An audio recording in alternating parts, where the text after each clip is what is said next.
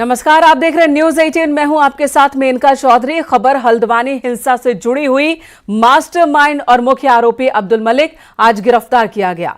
करीब 16 दिन बाद अब्दुल मलिक की गिरफ्तारी हुई है। दिल्ली से उसे गिरफ्तार किया गया। पहले अब्दुल मलिक के वकील ने गिरफ्तारी का दावा किया था और उसके बाद उत्तराखंड पुलिस ने भी इसकी पुष्टि की। अब्दुल मलिक को गिरफ्तार कर लिया गया। दिल्ली से गिरफ्तारी की बात की पुष्टि की गई पुलिस की ओर से। अब्दुल मलिक और उसका बेटा दोनों ही 8 फरवरी की हिंसा के बाद से ही फरार चल रहे थे। मलिक तो गिरफ्तार हो गया, लेकिन बेटा अब भी फरार है। कुल 9 लोगों को वांटेड बनाया था उत्तराखंड पुलिस ने। अब फाइनली अब्दुल की गिरफ्तारी हुई है। अब बेटे की तलाश चल रही है। डीजीपी अभिनव कुमार की ओर से 50,000 रुपए का इनाम का ऐलान भी किया गया है। देखिए, बनपुलवा क्षेत्र में जो घटना हुई थी, इसमें लंबे समय से फरार अभियुक्त अब्दुल मलिक की नैनीताल पुलिस ने गिरफ्तारी की है। इसको हमारी टीम ने दिल्ली से गिरफ्तार किया है और दिल्ली से गिरफ्तार करके इसको हमारी टीम जो है वो यहाँ लेके आई है। जल्दी इसको हम कोर्ट में पेश कर रहे हैं।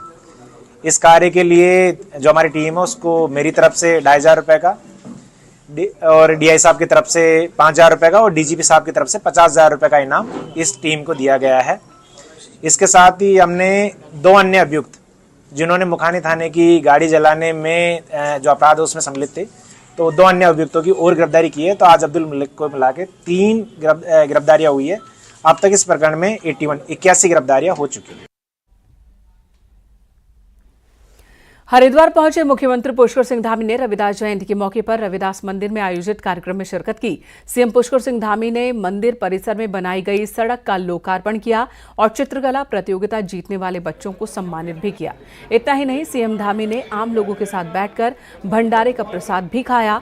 इस दौरान सीएम धामी ने संत शिरोमणि गुरु रविदास की सामाजिक कार्यों की सराहना की और मंदिर समिति की ओर से दिए गए प्रस्ताव पर सत्संग भवन का निर्माण कराने का आश्वासन दिया। संत रविदास जी सामाजिक परिवर्तन के प्रतीक हैं, इसलिए उनके संकल्प को ही ध्येय मानकर आज उत्तराखंड के बहुत सारे ऐसे स्थान हैं, सुदूरवर्ती क्षेत्र हैं, कठिन क्षेत्र हैं, दुर्गम क्षेत्रों में जो गरीब हैं, वंचित हैं, दलित हैं, पिछड़े हैं, उनकी सेवा का हमने संकल्प लिया। ऋषिकेश एम्स में नेशनल मेडिकोज ऑर्गेनाइजेशन का 43वां राष्ट्रीय अधिवेशन शुरू हो चुका है, जिसमें मुख्य अतिथि के रूप में उत्तराखंड के मुख्यमंत्री पुष्कर सिंह धामी ने शिरकत की। कार्यक्रम की शुरुआत की। 2 दिवसीय इस सम्मेलन में देश भर के विभिन्न मेडिकल कॉलेजेस से स्पेशलिस्ट डॉक्टर स्वास्थ्य से संबंधित विभिन्न विषयों पर चर्चा करेंगे।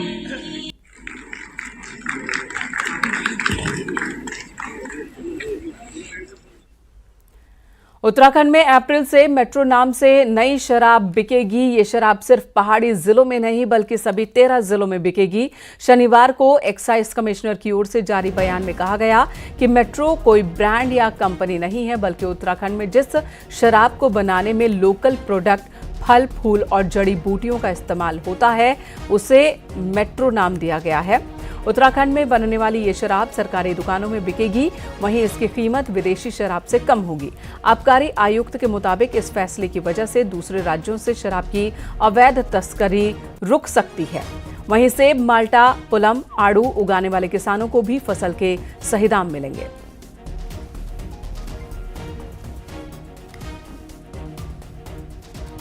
रुड़की के भगवानपुर पुलिस ने नकली दवाइयां बेचने वालों के खिलाफ सख्त एक्शन लिया। नकली दवाइयां बेचकर करोड़ों की संपत्ति बनाने वाले 2 लोगों को पुलिस ने गिरफ्तार किया है। पुलिस ने आरोपियों की करीब 4.5 करोड़ की संपत्ति सीज की। एक आरोपी विशाल महाराष्ट्र का रहने वाला है, जबकि दूसरा आरोपी पंकज हरिद्वार जिले के लक्सर का रहने वाला है। आपको बता दें, 19 फरवरी को हैदराबाद में नकली दवाओं का जखीरा बरामद किया गया था और दवाइयों की नकली खेप उत्तराखंड के काशीपुर के अमर फार्मा से सप्लाई की गई थी।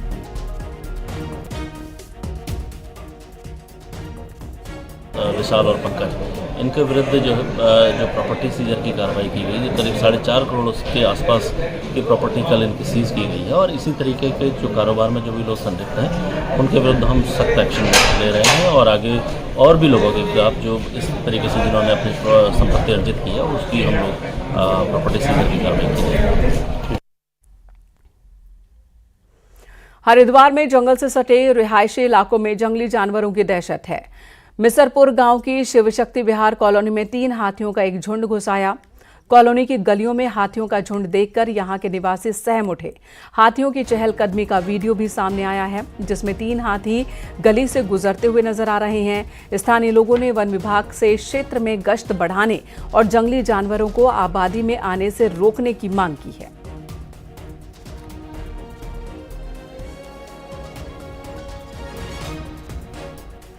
उत्तराखंड और यूपी के बॉर्डर इलाकों में आज भी कई ऐसे लोग हैं जो उत्तराखंड के निवासी हैं, पर इनके पास जो लाइसेंसी हथियार हैं वो यूपी के चल रहे हैं। और आज भी ये लोग उत्तराखंड में नहीं बल्कि यूपी के जिलों में हथियार का लाइसेंस रिन्यू करवाते हैं।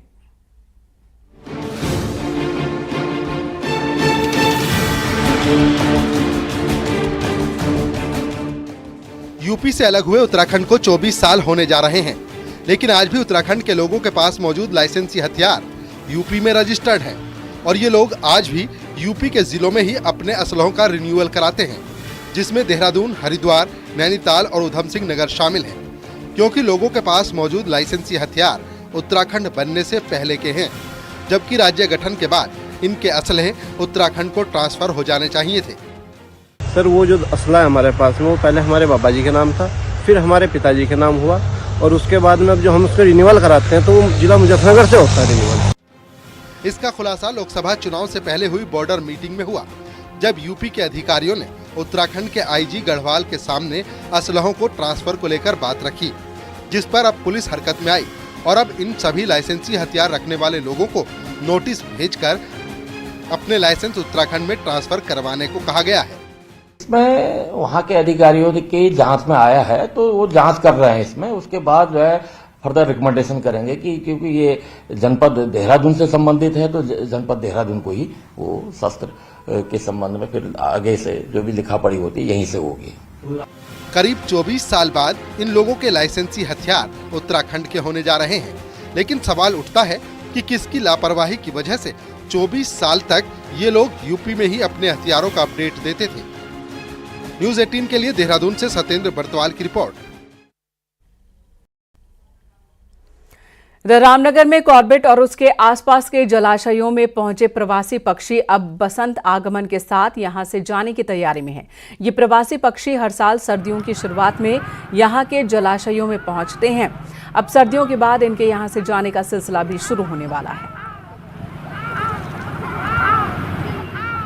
तो इसके बाद जो है ये माइग्रेटरी बर्ड्स जो भी साइबेरिया से आई हैं, मध्य चीन से आई हैं या उन सारे उच्च स्थलीय स्थलों से आई हैं जहां झीलें जम जाती थी, वहाँ अब झीलें धीरे धीरे उनकी बर्फ़ पिघलने लगती है, तो ये सारे प्रवासी पक्षी जो है अपने घरों को वापस लौटते हैं। उत्तरकाशी के डुंडा देवीधार के रेणुका माता मंदिर में 5 दिन के विकास मेले की शुरुआत हुई। उत्तरकाशी जिला स्थापना दिवस पर यह कार्यक्रम हुआ। इस मौके पर क्षेत्र के ग्रामीणों ने देव डोलियों के साथ नृत्य कर सुख समृद्धि की कामना की। जिले के स्थापना दिवस के मौके पर हर साल मां रेणुका समिति डुंडा गांव की ओर से मेले का आयोजन किया जाता है।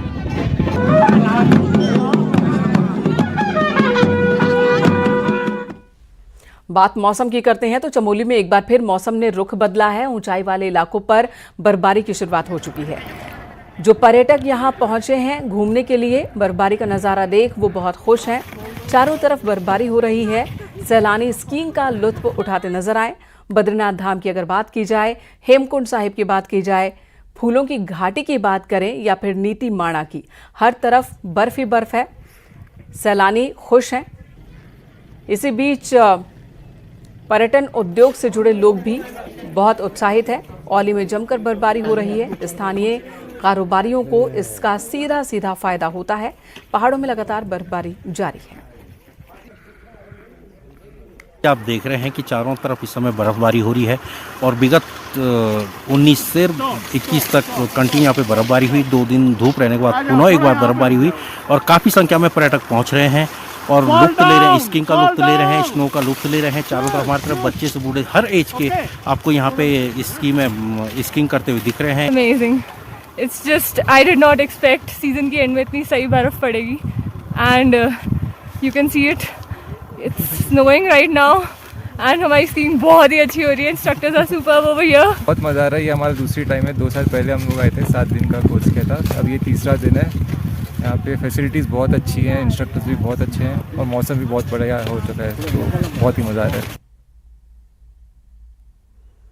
उत्तरकाशी के ऊंचाई वाले इलाकों में भी बर्फबारी का दौर जारी है. गंगोत्री, हर्षिल, मुखबा में बर्फबारी हुई.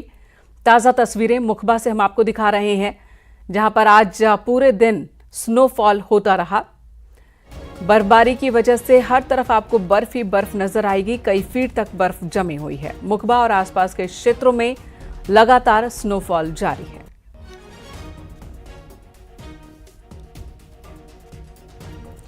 वहीं टिहरी के सीमांत गंगी गांव में भी बर्फबारी हो रही है, लेकिन यहां पर लोग परेशान हैं. गांव वालों के लिए ये स्नोफॉल अब मुसीबत बनता जा रहा है.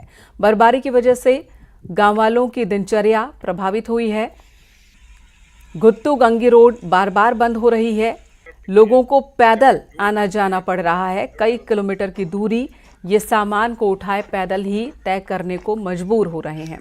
पशुओं के लिए चारा लाना भी मुश्किल हो गया है.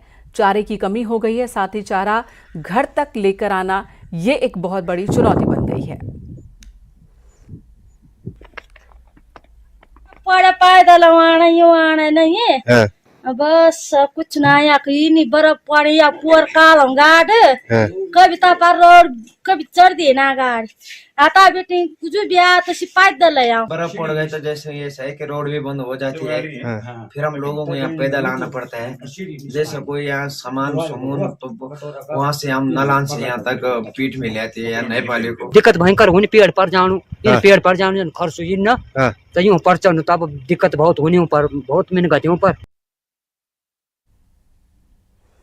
अल्मोड़ा के जागेश्वर धाम और उसके आसपास के इलाकों में बर्फबारी हो रही है. 2 दिन पहले भी स्नोफॉल हुआ था. आज फिर ये तस्वीर देखने को मिली. ठंड में भी इजाफा हुआ है. तापमान गिरने से लोग घरों में रहने को मजबूर हुए हैं, लेकिन वादियां बहुत ही खूबसूरत दिख रही हैं.